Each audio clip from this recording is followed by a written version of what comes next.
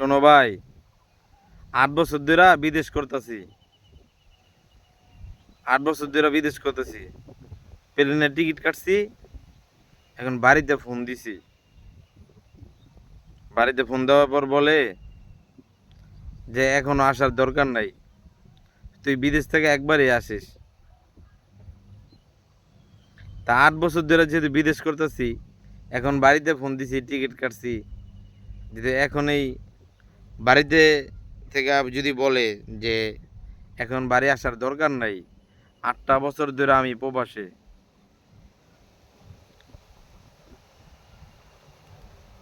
খুব খারাপ লাগলো তখন, যে 8 বছর পর আমি বাড়ি যাওয়ার জন্য টিকিট কাটলাম, বাড়িতে ফোন দিছি, কিন্তু বাড়ি থেকে বলে তোর এখন বাড়ি আসা লাগবো না,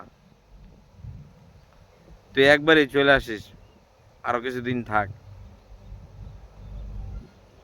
যদি টাকার দরকার হয় শুধু তখনই বলতে পারে যে কিছু টাকা লাগবো, টাকা পাঠাস না কেন, কতদিন হয়ে গেছে।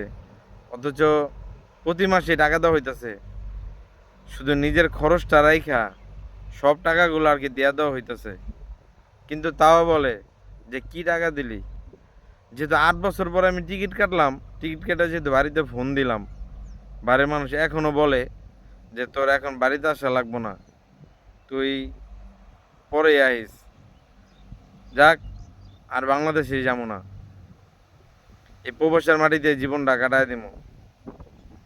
ভাই, প্রবাসীদের কষ্ট কেউ বুঝে না। প্রবাসীদের একটা জিনিসই সবাই বুঝে, সেটা হলো টাকা। প্রবাসীরা এত কষ্ট করে টাকা কামাই করে, সবাই খালি প্রবাসীর ওই টাকাটারে ভালোবাসে, কিন্তু এই প্রবাসীরা কেউ ভালোবাসে না।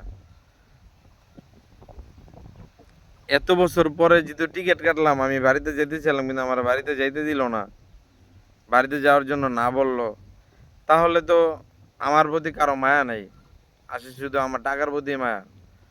যদি আমার প্রতি মায়া দেওয়া থাকতো, তাহলে তো মনে করেন যে আমারে বলতো, বাবা যেহেতু টিকিট কেটে ফেলেছিস তাহলে তাড়াতাড়ি বাড়িতে আয়, বা ভাই টিকিট কাটছো যেহেতু তাড়াতাড়ি বাড়িতে এসে পড়ো, আসো, আইসা আইসা ঘুরা যাও।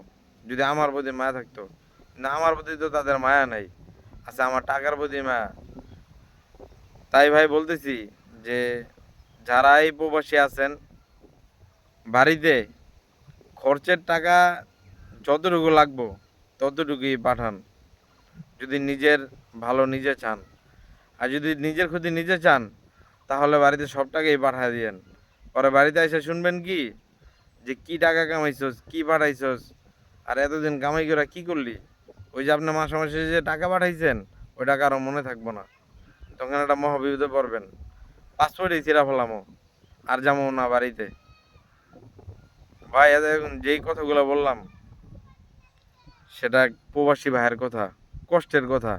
ভাই আমি বাংলাদেশে থাকি, কিন্তু প্রবাসীদের কষ্টগুলা শুনলে আমার কাছে খুব খারাপ লাগে। এই কারণে ভিডিওগুলো বানাই। আপনারা যারা এই প্রবাসে থাকেন খুব কষ্ট করেন, কিন্তু চেষ্টা করবেন বাড়িতে শুধু খরচের টাকা পাঠায়া বাকি সব টাকা নিজের অ্যাকাউন্টে জমা রাখার জন্য। ভালো থাকবেন। আসসালামু আলাইকুম।